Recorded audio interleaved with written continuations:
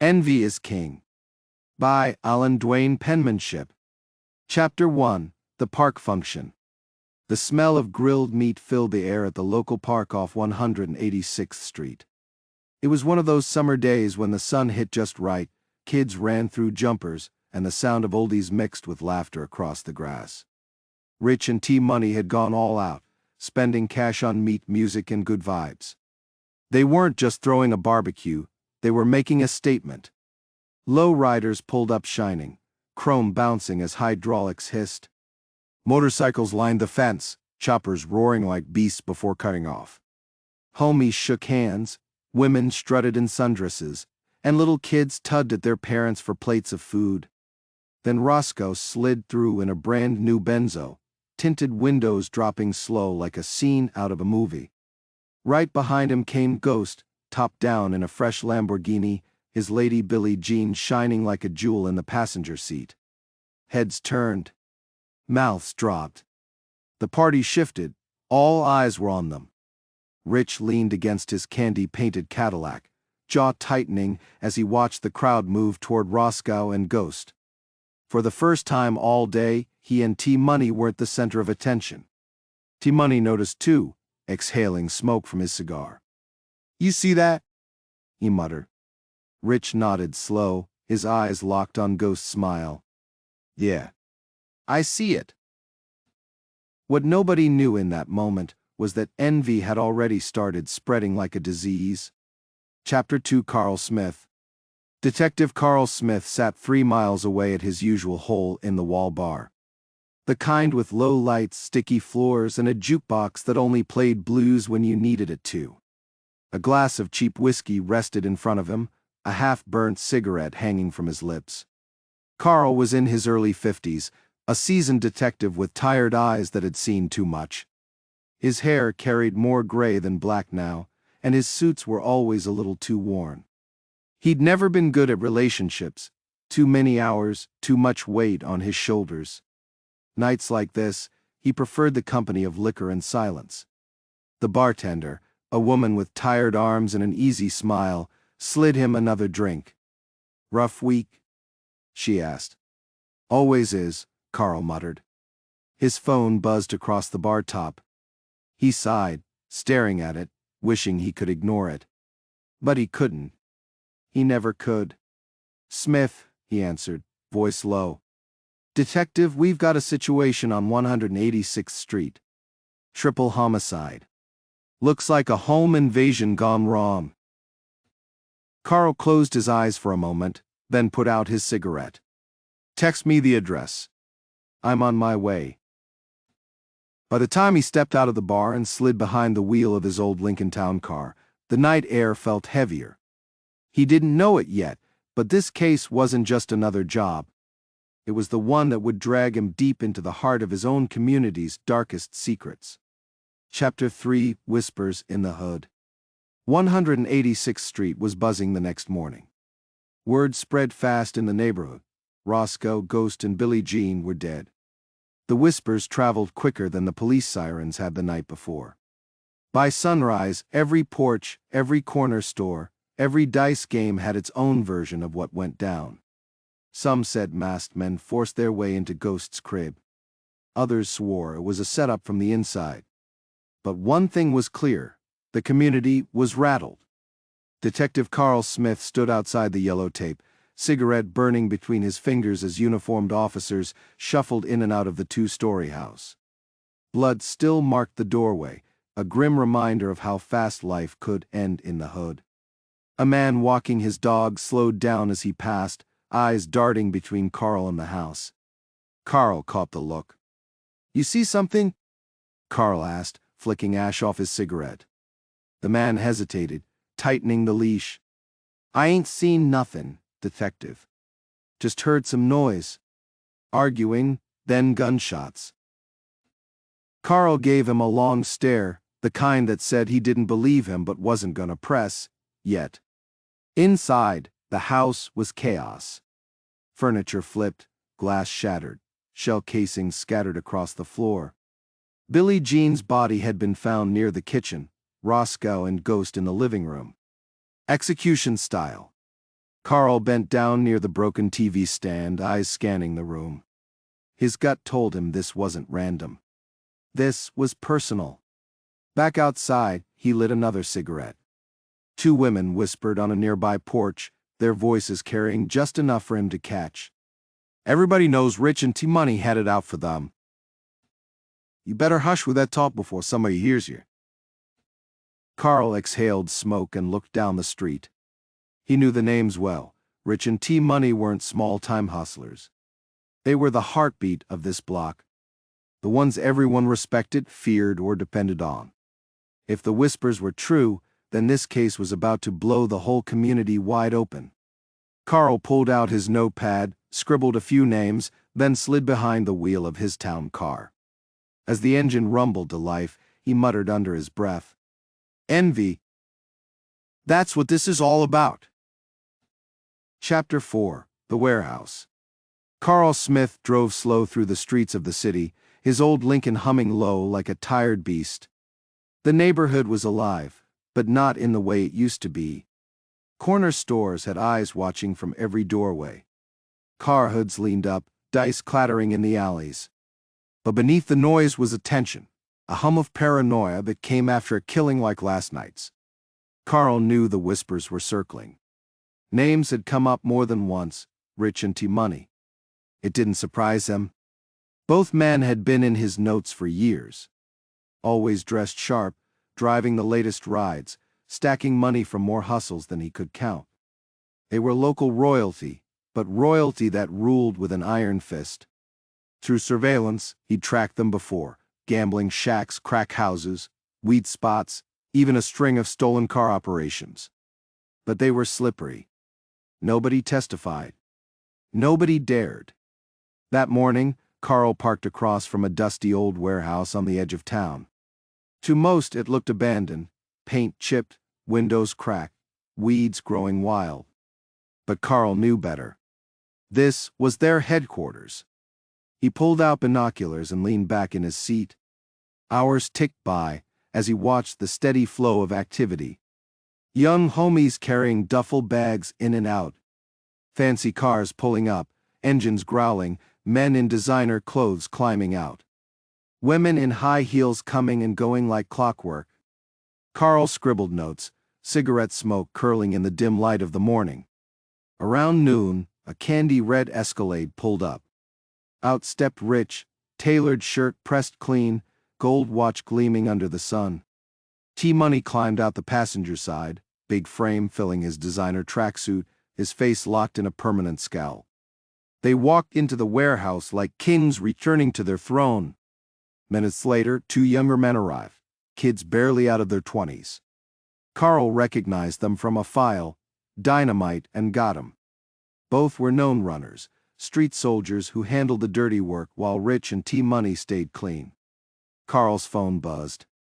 A text from one of his informants. That's where they meet. Everything runs through that spot. Carl leaned back, exhaling slowly. He'd seen plenty of crews, plenty of bosses. But this one felt different. Bigger. Messier. As he flicked his cigarette out the window, a thought pressed heavy on him. If Rich and T-Money were behind the invasion, this wasn't just about murder. It was about control. Envy wasn't just whispering anymore, it was moving chess pieces. Carl turned the key in the ignition. He'd seen enough for today. The case wasn't just his anymore, it was about to become the whole department's headache. And maybe, if he pushed hard enough, the entire community's breaking point. Chapter 5: Heat on the Streets. By the end of the week, 186th Street wasn't the same. The triple murder had turned the block into a powder keg, and every whisper was a spark waiting to blow. Carl Smith leaned on the hood of his Lincoln, watching as officers raided one of the old gambling shacks tucked between a liquor store and a boarded-up laundromat. He didn't even flinch when the battering ram hit the door. He'd seen it too many times before. Inside, cops dragged out card tables, stacks of cash, stolen guns, and a half-dozen hustlers who swore they were just playing spades. Carl knew better. He knew this was just the surface. Word spread fast. By nightfall, police were kicking in doors at wheat spots, crack houses, and stash apartments. Sirens echoed through the neighborhood like a non-stop alarm clock that nobody could shut off. Helicopters circled low, their spotlights cutting through the night like judgment. The community felt it. You couldn't walk to the corner store without seeing a patrol car. You couldn't roll dice in an alley without worrying about a raid. Everybody was looking over their shoulder, paranoid, jumpy, ready to turn on each other. At a dice game on the corner of Maple, it came to a head. Two young homies started arguing over a bet gone bad. The words turned sharp, and before anyone could blink, a knife flashed. One kid dropped to the pavement, blood soaking through his shirt, while the crowd scattered. Carl caught the call on his radio. He drove slow past the scene, watching paramedics load another body. He could feel the tension in the air, like the whole hood was breaking apart. Later that night, a carjacking went wrong 2 blocks over. Shots fired, a woman caught in the crossfire. She wasn't part of the game, just a mother trying to get home from work. Carl stood over the scene, hands on his hips, jaw tight. Innocent lives always ended up being the currency when empires fell. Inside the precinct, the board filled up fast with mugshots. Every day, new faces were being dragged in. Prostitutes, junkies, gang members, and even a few dirty cops. Carl watched the chaos unfold from his corner of the room, cigarette smoke curling above his head. But even as the walls closed in on the community, Rich and T-Money remained untouched. They still moved like kings, sitting in the warehouse while their soldiers fell one by one. What they didn't realize was that the whispers were getting louder. People were scared, but they were also tired. Tired of living in fear, tired of paying tribute, tired of losing sons and daughters to the same cycle. And late that night, Carl got the first anonymous call. A woman's voice, low and shaky. "They did it, detective. Rich and T-Money. Everybody knows. But nobody's gonna say it out loud. Not unless somebody makes them." Carl's hand tightened around the receiver. He didn't respond right away, just let the silence stretch. When he finally spoke, his voice was calm, steady. "And maybe it's time somebody did." He hung up, lit another cigarette, and stared at the caseboard. The empire was cracking. He just had to push hard enough to make it crumble. Chapter 6: Danielle's Truth. Carl Smith sat alone in his Lincoln, headlights off, watching the neon sign of the upscale restaurant flicker in the night. This wasn't his kind of place, too polished, too expensive, but the woman who had called him insisted on meeting here. Her name was Danielle, T-Money's baby mother. She'd sounded nervous on the phone, her voice cracking between anger and fear. Carl had heard that tone before. It was the sound of someone who'd lived too long under a shadow and finally decided to step into the light. He crushed out his cigarette, grabbed his coat, and stepped inside. The restaurant was dim, all polished wood and quiet music. Danielle was already there, sitting in a corner booth. She was dressed sharp, like she wanted to remind herself she was more than what she'd been dragged through. But the bruise near her eye told the real story. Carl slid into the seat across from her. "Danielle." She nodded, eyes shifting nervously toward the door. "You came alone?" "Always," Carl said. "Now talk to me." Her hands trembled slightly as she lifted her glass of wine. "I can't do this no more. Not for him. Not for anybody. He thinks he can buy me off, beat me up, scare me into silence. But I'm done." Carl leaned forward, his voice steady. "What do you say?" She met his eyes, and for the first time, her voice stopped shaking. "I'm saying T-Money and Rich killed Roscoe, Ghost, and Billie Jean. They planned it. I heard them talking about it weeks before it happened. They were sick of Roscoe and Ghost running their own thing and not paying up. They wanted to make an example." Carl let her words sink in. He'd suspected, but hearing it laid out like this gave the case weight. Real weight. Danielle went on. Billie Jean was my friend. I saw her earlier that day. She was laughing, smiling. She had no idea. None of them did. And then, her voice cracked, and she covered her face for a moment. They didn't stand a chance. Carl gave her a moment, then spoke softly. You understand what you're doing, don't you? Once you tell me this, there's no going back. I know, Danielle said, eyes wet but fierce, but I can't stay quiet. My daughter saw him hit me last week. In front of her. That was it. I can't raise her like that. Not with this man who thinks he's a king, but ain't nothing but poison. She leaned closer, lowering her voice. You want proof? Ask about my little brother, Tori. He's doing time for a liquor store robbery that wasn't even his idea. T-Money and Rich sent him on it. He took the fall, and they left him to rot. That's what they do, detective. They ruin lives. And I'm not letting them ruin mine anymore. Carl's jaw tightened. Danielle wasn't just giving him testimony.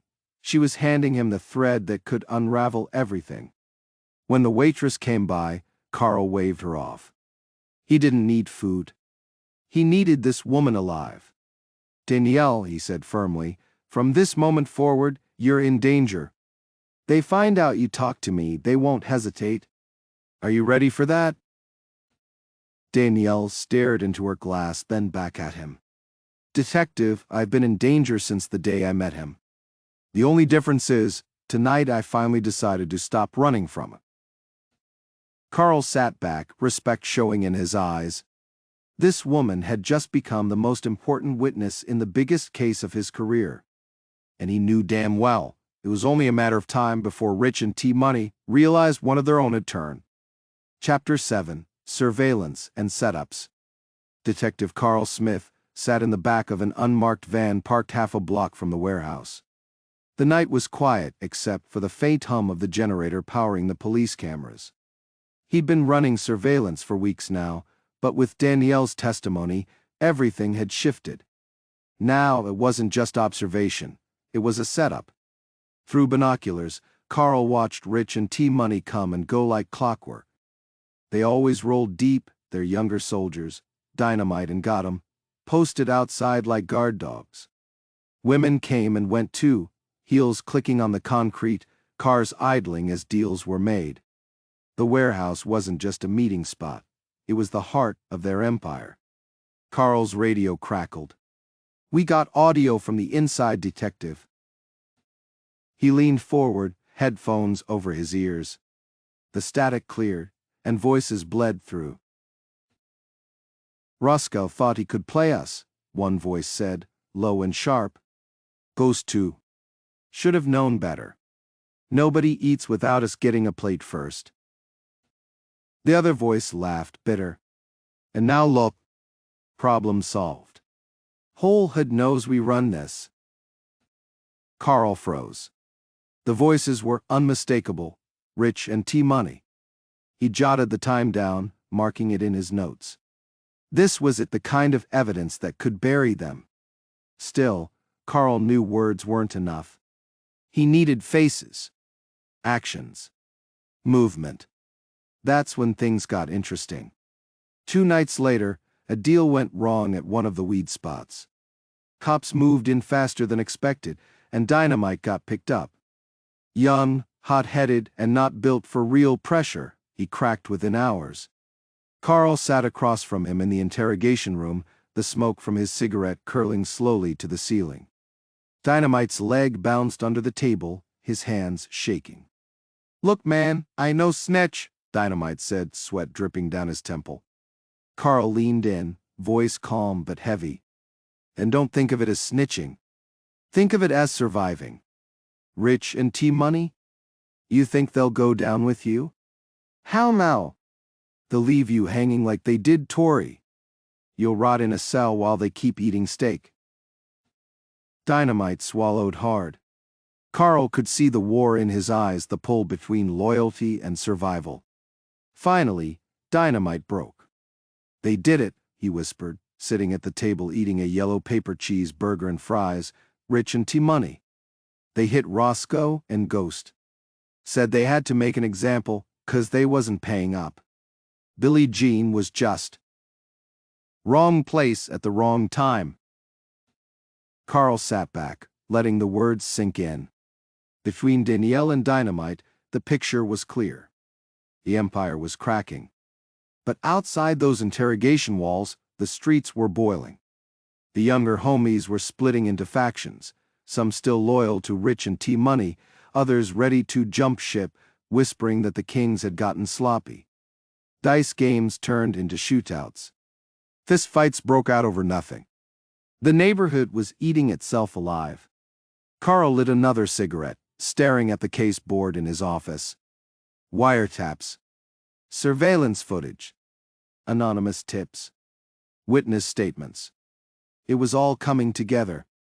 But he knew one thing. Once he moved, there was no going back. This wasn't just an arrest waiting to happen. This was a war. And wars didn't end clean. Chapter 8. The Snitching Web. By now, Carl Smith barely had to leave his desk. The calls were coming in nonstop. It started with Danielle, then Dynamite. But now, the whole neighborhood seemed to be cracking. Anonymous voices on the other end of the line, muffled and nervous. A woman from the prostitution ring, whispering that T-Money shook her down for half her earnings. An addict confessing she'd seen Rich dropping off guns at a stash house. Even a crooked cop's mistress calling from a payphone, spilling details about side money being funneled through the gambling shacks. Carl scribbled notes, lit cigarette after cigarette, and pinned mugshot after mugshot to his board. The web was widening, each string leading back to the same two names, Rich and T-Money. But the streets weren't just talking, they were splitting. On 186th, old friendships dissolved overnight. Young homies that once ran together now stood on opposite sides of dice games, guns tucked under their shirts. What used to be laughs and back slaps turned into stares and silence. Carl rolled past one of the corner stores one night and saw it himself, two little crews facing off, tension so thick you could slice it with a knife. The only thing that kept bullets from flying was the flashing red and blue of a squad car creeping down the block. Inside the precinct, the detectives debated whether to push harder or fall back. But Carl knew hesitation would cost lives. The block was bleeding out. That night, he got another call. This one wasn't anonymous. It was Danielle. "Detective," she said, her voice trembling, "it's getting worse. People are whispering my name. I don't know how long before they find out it was me." Carl's gut tightened. He knew it was only a matter of time before Rich and T-Money sniffed her out.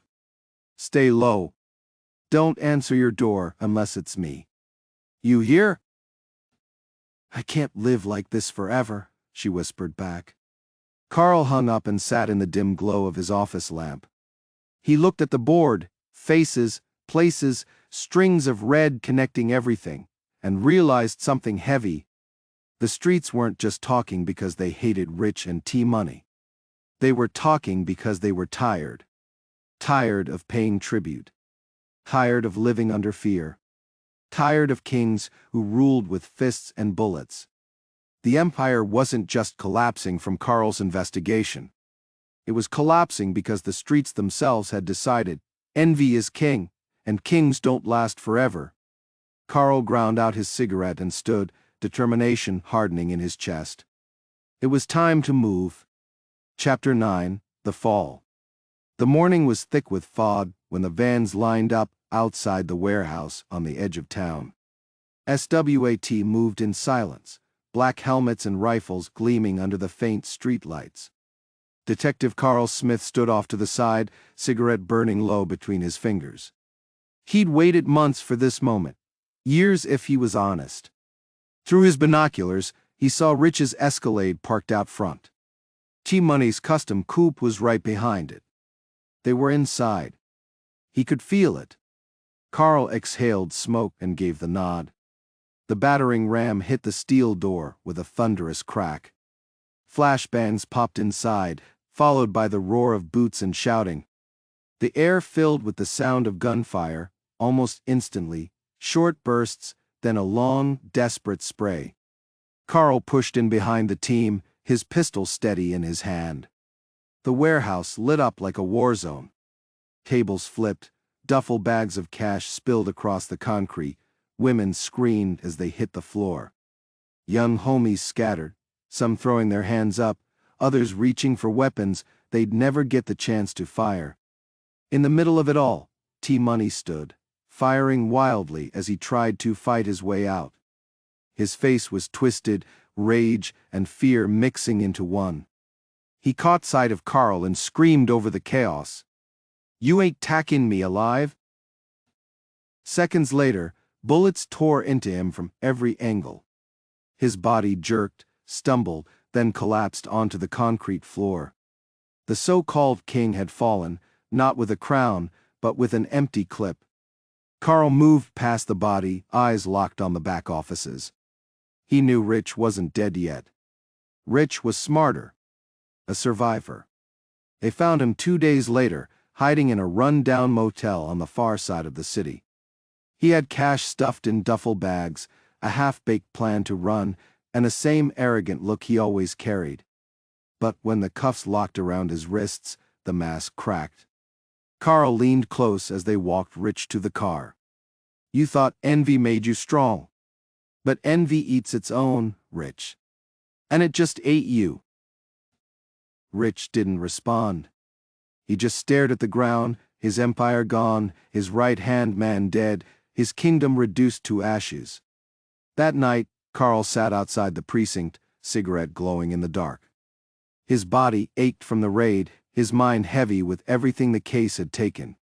Around him the city still pulsed with life, but quieter now, like the streets were holding their breath. It was over. At least this chapter of it was. But Carl knew better than anyone. On 186th Street, something new always rose from the rubble. Chapter 10, A Broken Community. The courtroom was packed. Every seat filled, every corner crowded. Even the hallway outside swarmed with faces from 186th Street. Some came for justice. Some came for closure. Others came just to see the mighty finally fall. Rich sat at the defense table in a tailored suit that no longer carried the same shine. His hair was unkempt, his eyes hollow. The man who once commanded respect with a single glance now looked small, beaten down by the weight of the charges stacked against him. The prosecutor's voice carried sharp through the courtroom, listing crime after crime, racketeering, drug distribution, weapons trafficking, multiple counts of murder, including the deaths of Roscoe, Ghost, and Billie Jean. Each charge was another nail in the coffin. When the judge finally spoke, the room went still. "Richard Jackson, for your crimes against this community, for the lives you've taken, the families you've destroyed, this court sentences you to life in prison without the possibility of parole." Gasps and whispers rippled through the courtroom. Rich didn't flinch. He didn't look at the judge, didn't look at the jury, not even at the faces in the crowd. He only stared straight ahead, like he had already left this place in his mind. Carl Smith stood near the back, hands in his pockets, cigarette tucked behind his ear.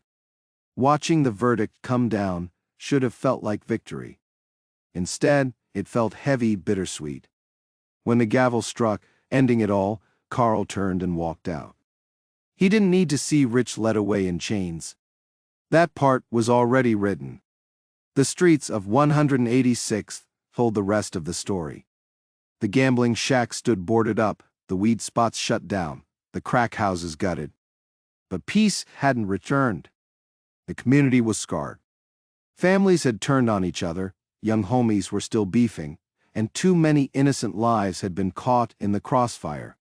Carl drove his old Lincoln Town car down those streets one last time, watching the kids playing outside, mothers sweeping their porches, old men shaking their heads at how fast things had changed. He pulled over at his usual corner bar. Inside, the jukebox hummed an old blues tune, and the bartender poured his drink without asking. Sitting at the counter, cigarette smoke curling around him, Carl thought about everything that had unfolded. Envy. That was the real king of 186th Street. Rich and T-Money just wore the crown for a while. Carl sipped his whiskey and let the music carry him, knowing retirement wasn't far off. He'd done his part. But deep down, he also knew envy never really dies. It just finds a new face to wear. And when it did, someone else would be called to chase it. The end. Envy is King. By Duane Penmanship. Story inspired by Casanova Inc.